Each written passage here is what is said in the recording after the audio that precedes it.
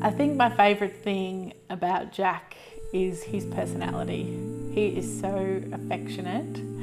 His laugh and his smile is just infectious, and he is just this beautiful, happy little person. Everybody who meets him, he just has this sense about him that he just lights up the room. Oh, that's enough.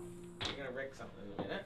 It wasn't actually until Jack was 4 years old that we did get the official diagnosis of autism and an intellectual disability as well. I guess to find out that things weren't normal for Lochy, because it happened slowly, and we always knew something was going on for him. I guess the moments of mum guilt were where the feelings of, you know, what have I done to cause this, or why does Lochy have to live like this, or why does it have to be so hard for us, came in. We finally, in May in 2020, found out that he's got a gene mutation called CSNK2B. And he's the only child diagnosed in Australia with that condition.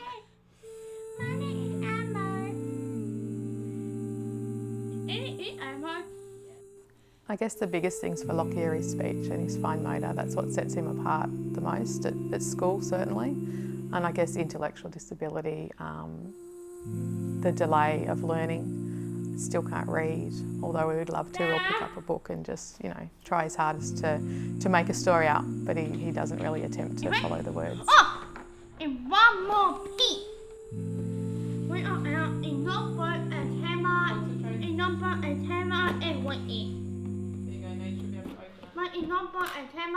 If I'm not looking at Lochy, I'm not in his context, or if I'm distracted from what he's wanting me to communicate about, he can be really difficult.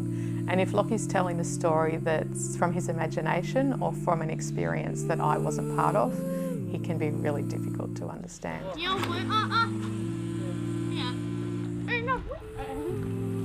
Lochy's getting older and public perception is that he should know how to behave, and he doesn't have that same level of understanding. So I guess as a family we probably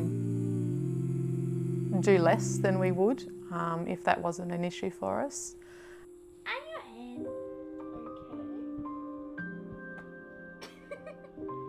You don't eat people's hands, Nina. We could see our friends living life and going away and having holidays, and we couldn't have that, and there was no way we could see we could get that.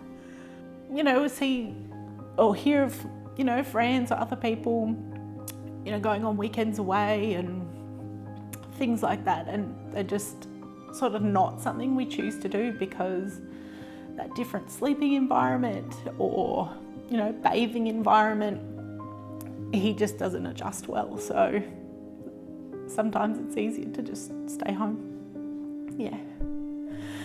Sorry.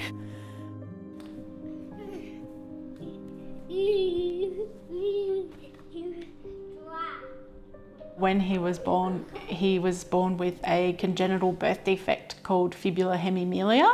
So that has affected the bone growth in his lower right leg. So his foot wasn't formed properly. So he was missing a couple of toes and the bones in the feet, and the ankle wasn't formed properly. So at 2 years of age, we had an amputation performed of the foot through the ankle bone. So he's now a right lower limb amputee. But the prosthetic that we've had made actually has the flexible bar on the back, so it replicates a bit more of a natural movement of the ankle, so he can run and jump and climb on the prosthetic. Supermarket shopping was one of the main reasons why we started daycare, because I just physically couldn't take him to the supermarket. It would be the point of popping him in the trolley and entering the supermarket would lead to him making himself sick. So it was literally an impossible task. So there were times where I would mostly just do online groceries and have them delivered. So it was just another one of them situations where you would choose not to leave the house. And we've had experiences where we've met with Dogs for Kids and we've had a trial walk with a dog, and Jack has literally walked every aisle of the supermarket, so not even that request to be carried. I was in tears by the end of it, like it was amazing.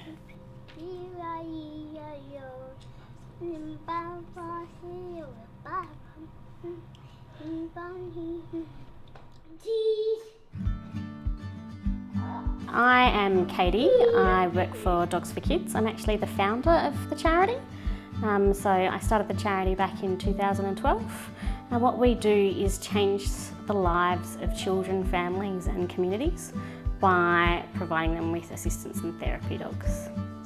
So Dogs for Kids has been a charity since 2012. So that's 8 years. We've just had our 8th birthday this year, and we've placed 89 dogs out into the community with families with special needs. So when we go to place an assistance dog or therapy dog with a family, there's a lot of work that's involved. Once they are matched to a dog, they'll undergo a training program, which will be anywhere from 3 days to 2 weeks long. And that's going to involve them learning all of the dog's commands. We're going to talk to them about dog psychology, health, the vet requirements, feeding. So some of our families have never had a dog before, so we need to teach them everything from scratch, and others may have had a dog and the learning might be a little bit quicker.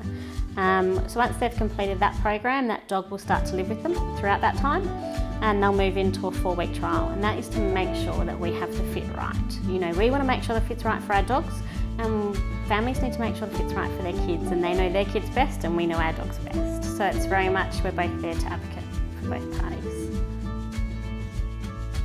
Jaxon is profoundly deaf, he has autism, he has some sensory issues, and they call it global developmental delay, so he doesn't talk at all.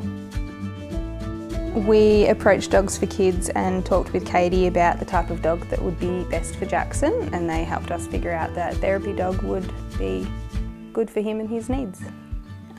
We chose a therapy dog because our specific needs for him were probably a little bit less than some children, and given his size, we didn't want a dog that would be tethered to him like an assistance dog would to go into the shops with him. We just wanted a dog to be his ears, to be a calming influence on him, and to help us keep him safe, which is what she's done in the limited amount of time we've been able to go out. So the program begins with our whelping families, or our whelping family, and they raise our litters of puppies. So we are a small organisation, we breed a couple of litters a year. We're thinking ahead, producing the assistance dogs and therapy dogs of the future. So we have a very, very, very special family who take on a pregnant girl, sit up all night, help her when it comes time to give birth, and then for the first 8 weeks, they're there handling that puppy from the day it's born. So we touch their feet, we feel their ears, we're patting them, we're talking to them, we're rolling them on their backs. We're engaging with them and making sure that they're nice and comfortable with all sorts of handling. And every puppy is born different. Some love it from day one and some still hate it at week 8. So we're taking notes on all of that as well. So that's kind of the first role in developing our puppies. The second role is as a puppy raiser, where you'll take on a puppy of 8 weeks of age when it's ready to leave mum, and you'll raise it until it's ready to come into training. And that age varies. Much like kids, they develop at different rates. Some of our dogs are ready to come into training at 12 months. They're like those kids that are ready for school and have to wait. You can't hold them back. And some of them are quite happy to wait until they're 2 to learn and take on the stress of being an assistance or therapy dog. They'll then move into training, and then after training they'll move to the families who are going to receive them. What we can sometimes find is that a dog doesn't work for every child, and that's why that part of that interview process is integral. It's a big investment for us to place a dog, and it's a lot of work for a family, so you want to make sure that it is the right thing for them. So we met one dog before Kimber, and one of them who was actually ready to be homed decided against us because they let the dog choose the family, and that dog was just not keen on us and not too keen on Jaxon. And then we met Kimber, and pretty quickly it seemed that they were pretty confident that Kimber had decided that we would be her family and that she wanted to stay with us, so she did. Every family is different and every kid's unique, so I think they all see different things. When a match works, it works quick and fast and it feels very natural. And probably the first comment is, a lot of families say, I haven't realised how long, like the dog just feels like it's been here forever. We got Kimber in February 2020. She's been definitely thrown in the deep end with us. Obviously, coming into a new family, we'd never planned to all be locked in the house together.